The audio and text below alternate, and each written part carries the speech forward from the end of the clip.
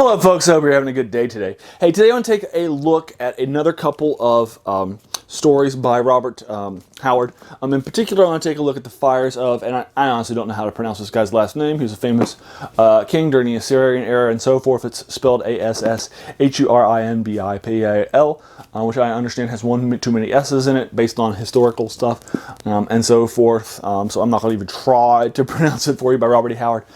It is an interesting story. Wrote it for Weird Tales in 1936 rather. And he actually published it. It's one of the last things he's going to write and publish in his career before he dies the next year in 37. But it's also an incredibly strong story for Weird Tales and so forth. It's actually set in the Cthulhu Mythos, since you actually can find it published actually relatively regularly in things like Cthulhu Mythos works like Nameless Cults. You might find a copy of it, or here you might also find a copy of it too in some of my Lovecraft collections. Each of them have a copy of it. I've also got it in a few other places too. It's also online on the Project Gutenberg from Australia too, so I'll link you to that too. Now this story actually has two forms. The original form apparently was not a Cthulhu Mythos story.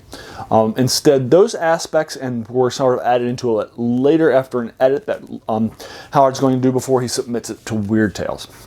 And so you can find in some of the sort of republications, in fact one of the ones that I gave you down there actually has the original story as it was originally written without the Cthulhu Mythos elements in it. And when Howard's a strong writer. I mean, he will constantly have things happening on every page. He'll write horror stories set in the same world as Lovecraft, but he has a very, very different style of resolving things, of things happening and so forth. Whereas a Lovecraft story, even the ones that are set in his own mythos, right, are going to have these erudite characters who are going to be put in bad positions, and no matter what they do, they're going to lose, they're going to die, and so forth. Even if they do things that are good, or right, as they realize what's actually happening and how bad the world has it out for them, and so forth. They are going to die. They're going to lose their sanity. They are going to be gone. Right? They're going to, and the more they find out, the worse they're going to have it, and they're just going to get taken out of, right, and so forth. So that's kind of the typical sort of pastiche in a Lovecraft story. A Howard story is very, very the opposite. His heroes are ready to fight demons, Cthulhu's, whatever, doesn't matter. They're going to fight for what's right, they're going to fight for what's good, and you will see that even in the horror stories set in the Cthulhu Mythos and other things too. And this is actually, I think, a good example thereof, where the ultimate bad guy isn't going to be taking them out. He's actually going to be taking out some other bad guys instead, and so forth. And that's a very Howard ending to a horror story, rather than a traditional sort of a Lovecraft ending. So even in the Cthulhu Mythos itself, Howard is going, while he has some of the same stylings that Lovecraft is going to have, he has different characters and so forth. So while that's happening in this story, it's basically you're going to come across two people that are traveling in a far forgotten desert, and of course they're going to come across this long forgotten city, because that's what you're always going to find in any desert, is a long forgotten city, right? So they're going to come across but this is written back when that was fresh and rich in the 30s and so forth. But you're going to come across this long forgotten city in this desert. They're going to go into it and so forth, and they're going to be chased in by these nasty bad guys and so forth, who are locals in the area. And they're going to arrive, and they're going to be moving towards this dark area called the Fire of Asshurbanipal, which is apparently his palace, and so forth. They're going to go deep into the palace and so forth, find an old throne room, which you're going to head on up, and so forth. And ultimately, they're going to come across this lost and forgotten treasure that is fabled in myth across the deserts of the area, and that is the fire, which is a big giant ruby of the king, whose name I'm not going to be able to pronounce. Asshurbanipal. I have no idea. Anyway, so they're going to find there was this fabled giant ruby, and they come across it still glittering with an unholy and magical light to this day, and so forth. They are fascinated by it and so forth, but they don't touch it or anything like that. But the bad guys have tracked them over and so forth, and they're going to follow them, and guess what? They're going to come across a ruby, and then guess what's going to happen? They're going to touch it, try to grab it, and so forth. And of course, when they grab it, bad things are going to happen. End of the story.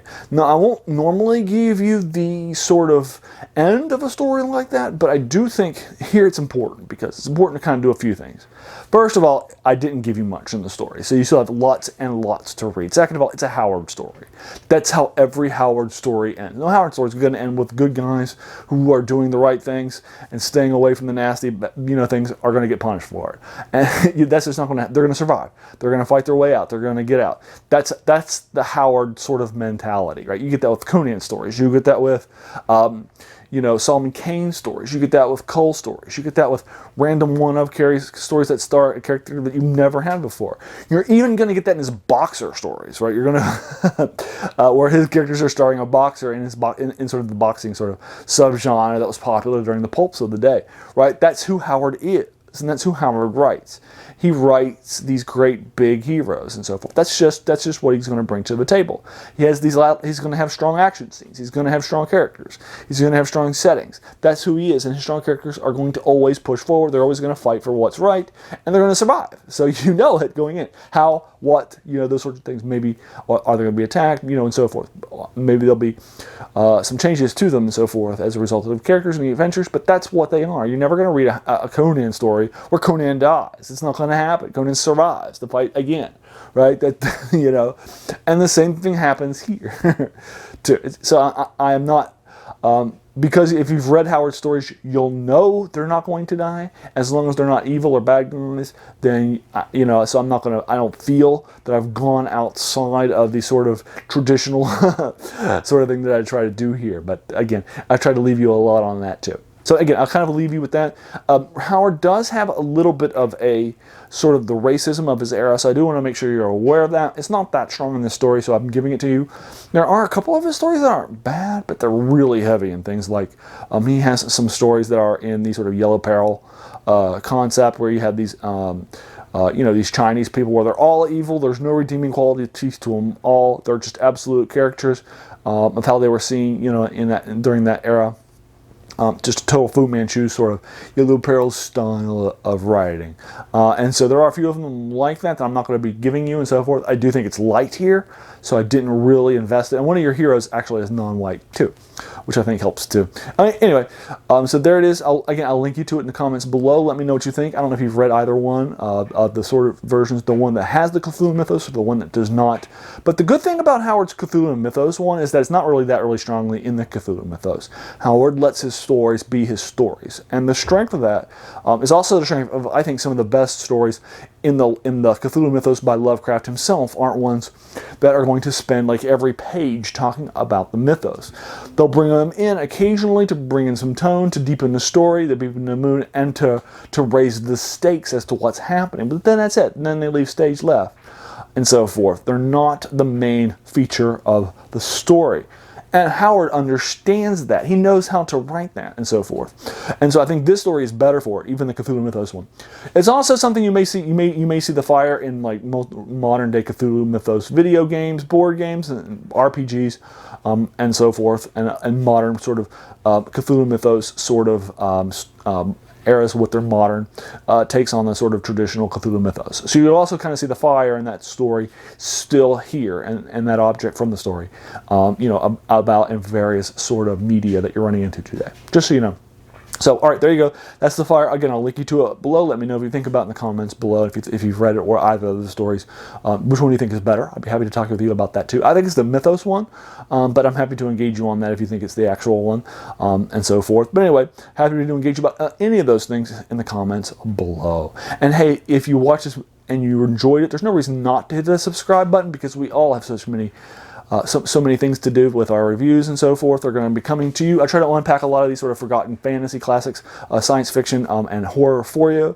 And as this is kind of a fantasy slash horror, I felt it was a good opportunity to go in, as this is basically my second short story for you by Robert E. Howard that I've reviewed and so forth. And hey, if you watch this video all the way to the end, I want to thank you for your time, because we all have so many things happening in our lives. And the fact that you spent some of that time with me is something I do not take for granted, and it's very humbling. So thanks again.